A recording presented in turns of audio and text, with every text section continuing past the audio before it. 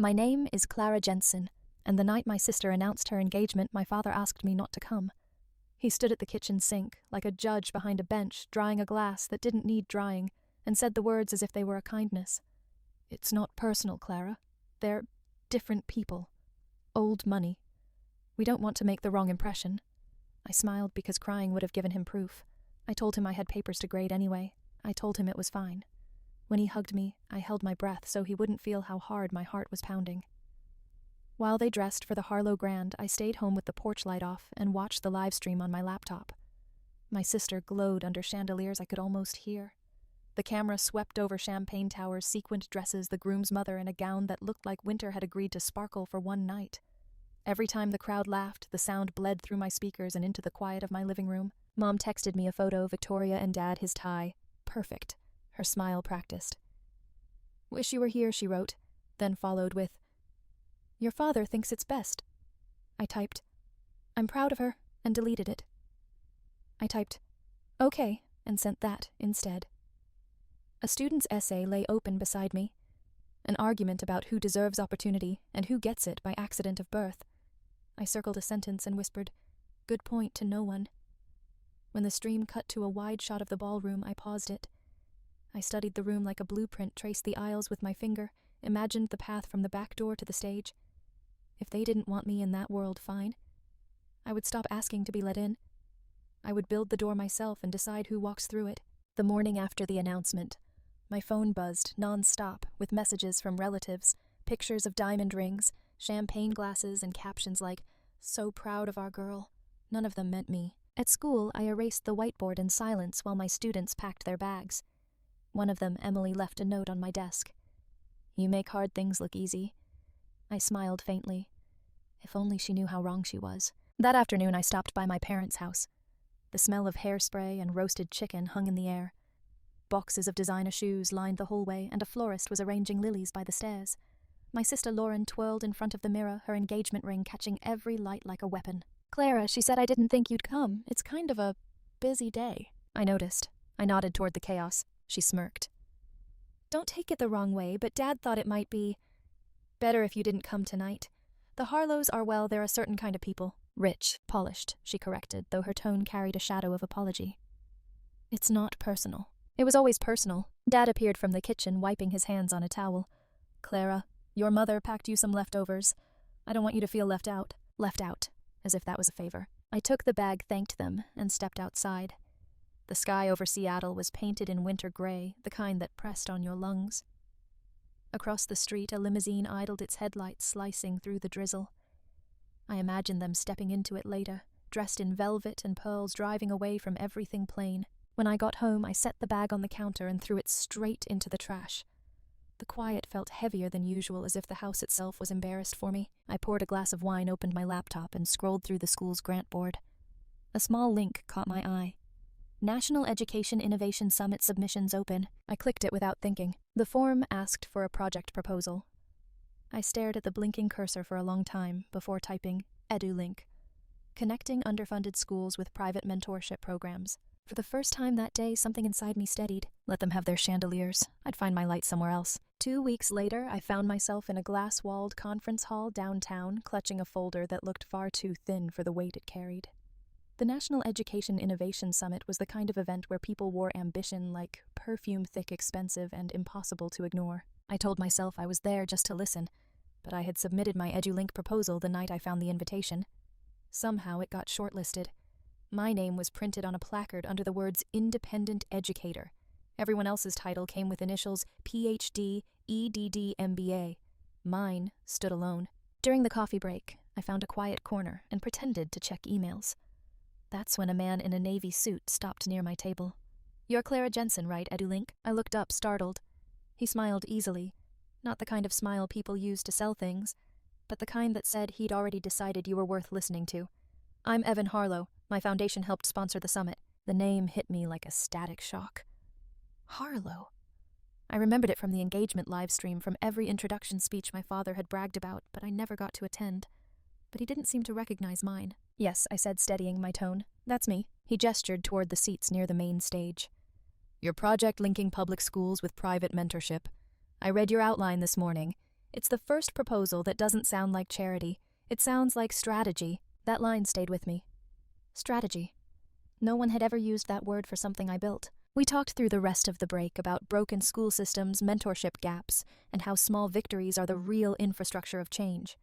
He listened, really listened, and by the time we walked back into the hall, my nerves had settled into something unfamiliar, confidence. When my name was called to present, I expected my hands to shake. They didn't. I talked about hope as if it were measurable, about education as a form of justice, and about building bridges no one can burn. When I finished, the applause didn't sound polite. It sounded real. Later, as I gathered my notes, Evan found me again. "You ever thought about taking this further?" he asked. "Scaling it?" I laughed softly. I thought I was already doing that. "Not yet," he said, slipping me his card. "But you will." That night driving home under the rain-slick skyline, I kept replaying his words. Not if, when. 2 days after the summit, a black sedan stopped in front of the school. The driver handed me an envelope, Harlow Foundation Private Luncheon, Guest of Honor, Clara Jensen, signed by Evan Harlow. The event took place at a glass-domed hotel overlooking Lake Union. I wore my only blazer, pressed twice to hide the wear. I expected to feel out of place, but didn't. I felt ready. Evan greeted me near the terrace. "You made quite an impression," he said. "Our board wants to fund your program if you're interested." I laughed softly.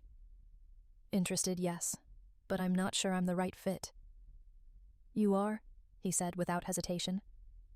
We discussed goals, projections, and the future. He spoke with respect, not pity. When it ended, he smiled. "Welcome to the foundation, Clara. Let's make something real." That night, I told Mom. She whispered, "Don't tell your father yet." I understood why the next day. Dad appeared at my door, anger simmering beneath the cold. "Do you know what you've done?" "You embarrassed Lauren. I didn't pretend," I said. "I just stopped apologizing for existing." "You'll call them and decline." "I won't," I replied. "You wanted me invisible. I learned how to disappear. Now I'm learning how to stand." He left the door slamming behind him. For the first time, I didn't cry. I opened my laptop and began rewriting the EduLink proposal, not for approval this time, but for launch. When the call came, I was grading essays at my kitchen table. "Ms. Jensen, this is Linda from the Harlow Foundation. Mr. Harlow asked me to confirm your attendance at Friday's board presentation. You'll be introduced as the new executive director of the EduLink initiative." For a second, the world tilted. "There must be a mistake," I said. "I'm just a teacher." "Not anymore," she replied. Friday arrived too quickly. I borrowed a navy dress, straightened my hair 3 times, and still couldn't stop trembling. The event was at the Harlow Grand Hotel, the same place my sister took her engagement photos. The lobby shimmered with gold and marble, beautiful but cold. Cameras flashed as guests entered, all sequins and power. When I walked in, heads turned, not with pity, with curiosity. For once it felt like strength. Evan met me near the stage, calm and kind. "You ready?" "No," I said, smiling. "But I'll fake it well. That's the secret," he said. "Everyone's faking it a little." On stage, his voice filled the hall. "Tonight we announce a partnership that will redefine how business supports education. Please welcome Clara Jensen, CEO of EduLink." Applause thundered. My heart raced. Then I saw them, my family. Lauren pale, my father rigid beside her, disbelief etched in every line of his face. For a heartbeat, I froze. Then Evan whispered as I passed, "Tell them what you told me." So I did. I spoke of equity, dignity, and building when no one hands you the blueprint. I didn't look at my family, I looked at the future. When I finished, the room rose in applause. And in that sound, louder than my father's disapproval, I finally heard my own voice. The next morning, the world had already seen it. Photos from the gala flooded social media, me standing beside Evan under the camera flashes captioned, "Teacher turned CEO, Harlow Foundation's new face of change." By noon, reporters were at my parents' door. Lauren called first, her voice trembling with anger. "What were you thinking, Clara? You humiliated us." I almost laughed. "You mean you humiliated yourself by lying?" "I didn't lie. Omission is still a choice," I said. She hung up. Later, Evan texted, "Don't read the comments." Of course I did. Every headline said the same: estranged sister of bride-to-be takes center stage. People loved the irony too much to ignore it. 2 days later, at the foundation office, Evan looked tired but calm. "You don't owe them anything," he said. "I know," I replied. though the ache lingered. Then my father appeared. "Evan, this is a misunderstanding.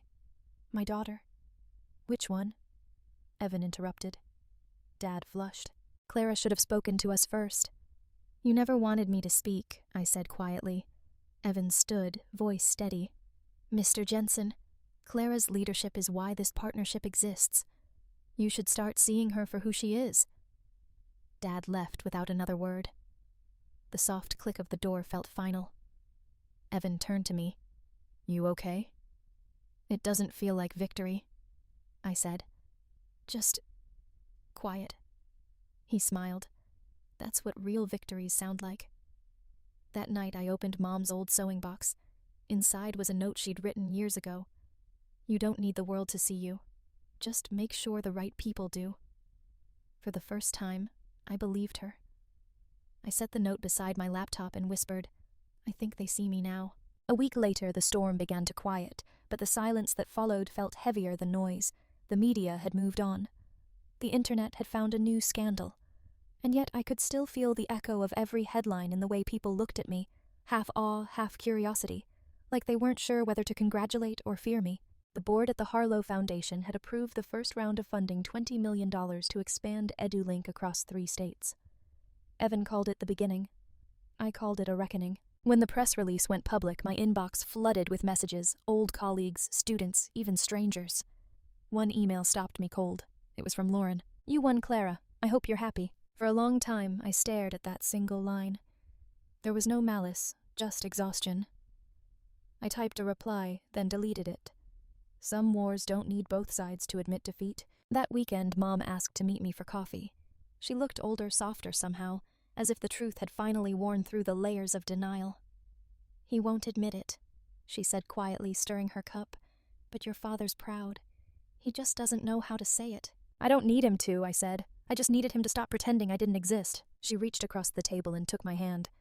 For the first time, she didn't try to defend him. "You did what none of us could," she whispered.